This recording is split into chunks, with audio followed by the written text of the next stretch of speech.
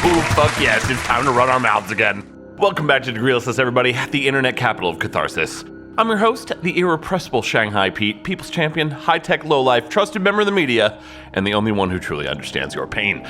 Yes, the weight of the world may be upon me, but fortunately, I'm far too high to care. And good thing too, because the industry has been up to their old tricks and once again must be put in their place. And you know what that means. We've got work to do. So let's get deep inside. Let's begin with a quick recap of the week, which was mostly dominated by the GTA Definitive Edition announcement and trailer. Oh boy, yes, another Definitive Edition, another wave of mods and community projects getting DMCA'd, Zoomers complaining and asking why it doesn't look more modern, despite clearly being nothing more than a collection of lazily upscaled old games, and of course, corporate sycophants and industry stooges falling all over themselves to defend something that, first, shouldn't be defended, and second, doesn't give a shit about you or anything you say. I'm sorry I can't muster up any more indignation than this, but I never really liked GTA games, and at this point, if you expect a re-release of old games bundled together to be anything beyond a lazy cash grab to milk more money from idealistic and misled obsessed fans, then I don't really know what to tell you. If you've never bought any GTA titles or want to play them on a Switch, it's admittedly not a bad deal, but most people don't really fall into that category. Sure, occasionally there are definitive editions or whatever you want to call them that are dope and actually a good value, but mostly it's an excuse to kill a mod scene and redirect some of its engagement and attention back to the publisher. You've probably noticed that this suspiciously tends to happen to games with huge mod scenes flourishing and keeping a game alive well beyond its natural lifespan. Skyrim, of course, being perhaps the most high-profile example of this. Sorry GTA fans, but at this point, it's time to accept that you're never getting a GTA 6. They're only just getting started milking this motherfucker. Next up, let's talk a little bit about Sony, industry underdog and fierce defender of the everyman. Oh, Sony, you still don't get it, do ya? Yo, what are y'all doing? Was there some kind of ultimatum issued from your investors demanding you show off something? Because I can't think of any other reason someone would voluntarily try to flex with these games.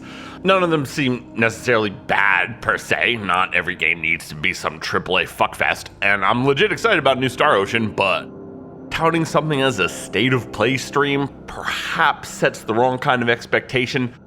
And even all that aside, the real crime on display in this and all state of play events recently, and what still boils my brains, is the PS5 itself. Despite still trying to shove a system that no one can get their hands on down everyone's throat, their showcases are still filled with nothing but PS4 games. Does no one notice this? Why do people accept it? Why do people want a PS5? Can someone explain the appeal to me? No one would have bought a PS2 if it only played PS1 games. Why is that not still the case? How are they pulling this off? Buy the brand new PS5. You may have to claw your way through the living flesh of other consumers to get your hands on one, but definitely buy it. After all, it plays PS4 games. What? At this rate, the PS6 will probably just be a PS5 with a 6 written on it with a Sharpie. I doubt anyone would notice. At least there was no sign of Final Fantasy VII Remix Intergrade Birth by Sleep 1.5 Part 0 Definitive Edition because, come on, that would just be silly. I'm never silly. Moving on, for our main story tonight, I regret to inform you that Nintendo has once again placed themselves in my crosshairs. And that's because from their seemingly bottomless well of shit ideas, appalling customer treatment, and even worse services, they've dredged up yet another mindlessly out-of-touch backhanded offering. Yeah, leave it to Nintendo to make you regret ever asking for something in the first place. Serves us right for requesting the privilege of giving them money for old games we've already paid for multiple times over, I guess. Taking a cue from Blizzard, always a good idea, am I right? The latest winner of the You Think You Do But You Don't award goes to Nintendo Switch Online N64 expansion pack. You think you do, but you don't. Holy fucking shit. And you thought we hit rock bottom when they tried selling you a video game made out of cardboard a few years ago. I'll never understand how the same company will release a game like Metroid Dread and then this in like the same week. It's gotta be asked, if you're not bludgeoning your customer base to death with paralyzing hypocrisy and almost incomprehensible price points, are you even Nintendo anymore? I'm convinced that the entire company's design philosophy is basically just asking, what is the most infuriatingly hypocritical and disrespectful thing we could possibly inflict on our loyal customers whose only crime is giving us their money? That's the only way I can think of that you come up with something as anti-consumer as this sad excuse for a glorified N64 emulator, and it clearly shows where their priorities are. When it comes to finding the money needed to invest in a robust way for their customers to play old games at a good value, Nintendo can't be bothered. But if you dare try to play those games on your own with ROMs, all of a sudden they got plenty of money to spend on lawyers to throw you in fucking jail. Apparently, playing N64 games on something that runs them correctly is illegal, but extorting customers who want to play shitty broken versions of them is perfectly okay. Yep, the amount of indifference and audacity required to demand $50 fucking for something indie devs working alone with zero budget accomplished over a decade ago is truly staggering. But to then fail catastrophically at it is just fucking insane. Add to that the pathetic and miserly scope of the service's ambition and the embarrassingly limited amount of content they attempted to provide, and you've got the best example of unadulterated corporatism I've seen since Sony convinced people how awesome a next-gen system that doesn't play next-gen games is. Nintendo will spare no expense to get you thrown in jail if you're distributing ROMs of games they won't let you buy, but when it comes to providing quality services and products for paying customers, the best they can scrape together is 9 games from 20 years ago. And even with the bar that low, they still can't clear it. It's cool. I mean, no one expects you to get the entire N64 library running on the Switch right away. I mean, it's only been out for 4 years, but how about just a few? Surely a company with a market cap of $51 billion can at least get 9 games that collectively amount to less megabytes than this YouTube video to work properly, right? Oh, think again, motherfucker. This is Nintendo we're talking about. They're known for innovation. Unfortunately, that dedication to innovating only seems to appear when it comes to finding a way to ruin their customers' experience. I've been playing Ocarina of Time on my Switch for years, and that's in widescreen with a high-res texture pack using an emulator made by people working for free in a basement, and it runs flawlessly. But Nintendo, otherwise known as your dad, can't even be bothered to get the base game running without input lag or frame rate issues. Guys, it's your own game, and there's already numerous examples of how to run it properly on a Switch, one that was done by you in Mario 3D All-Stars not even a year ago, and yet somehow, despite all that, Nintendo still managed to fuck it up. But it doesn't stop there. Error messages for accessories that don't exist, audio delays, texture issues, bizarre and obtuse button mapping choices. Yes, Nintendo truly is the king of innovation. It takes real effort and creative thinking to so thoroughly fuck up something that shouldn't even be possible to fuck up. Not just any company can pull that off, guys. The worst part is that from a corporate perspective, you can't blame them. Asking their customers to pay a ridiculous amount of money for something that clearly isn't worth it is practically their entire business model at this point, and it's worked so far. Can you even think of a single example where that hasn't worked? Yeah, me neither. So if for some reason you're still wondering why so many people have jailbroken their Switch and love to pirate their games, well, this is why. Because even when Nintendo finally gets around to doing something their customers have been begging for years, this is how they do it.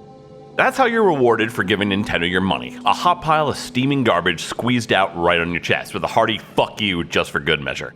It's important to remember, even though Mario is awesome and the Zelda franchise contains some of the best games ever made, before anything else, Nintendo is a corporation just like any other, which means the only thing they want is to fuck you as hard as you will let them. They don't want to sell you fun games, they don't want to give you a great online service to play with your friends on, and they definitely don't want to help you play any of their old titles. They want to fuck you.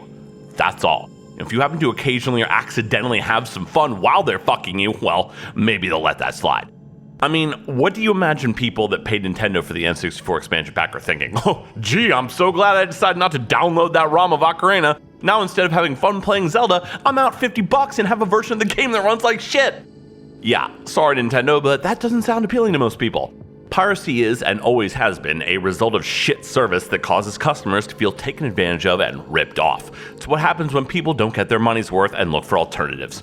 Unfortunately for all of us, most companies' solution to this is to just strangle the alternative in the crib instead of simply offering better shit, because, killing babies is cheaper than making better stuff.